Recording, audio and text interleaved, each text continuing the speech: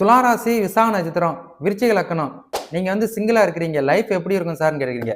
இப்ப துளாராசிக்கு வந்து நல்ல நேரம் ஸ்டார்ட் ஆயிருச்சா அப்படின்ற ஒரு கேள்விதான் உங்களுக்கு. துளாராசிக்கு நல்ல நேரம் ஸ்டார்ட் ஆயிருச்சு. காரணம் வந்து உங்களுக்கு வந்து இப்போ உள்ள கோச்சார கிரக நிலைகள்லாம் உங்களுக்கு சாதகமா தான் இருக்குது.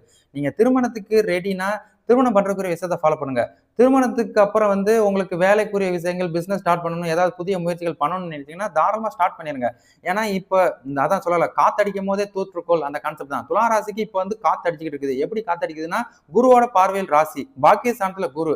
இவர் ஒருவரே நம்மளை வந்து அப்டேட் பண்றதுக்குரிய விஷயத்தை இவர் ஏற்படுத்துவாரு. ஆனால் நீங்க வந்து என்ன பண்றீங்கன்னா, நீங்க திருமணத்துக்கு முயற்சி பண்ணுங்க, திருமணத்துக்கு அப்புறம் வந்து பிசினஸ்க்குரிய விஷயத்த ஃபாலோ பண்ணுங்க.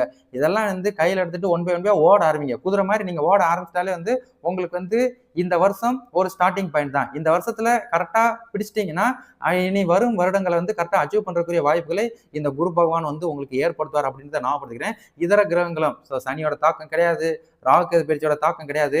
கோச்சார ஜாதகம் சூப்பரா இருக்குது. உங்க ஜனன ஜாதகம் நல்லா இருந்துச்சுன்னு வச்சுக்கோங்களேன், இந்த வருஷம் உங்களோட வருஷம் தான். அதனால வந்து நீங்க எதையும் போட்டு குழப்பிக்கிடாம ஆக வேண்டிய விஷயத்த ஃபாலோ பண்ண ஆரம்பிச்சிருங்க. சரிங்களா?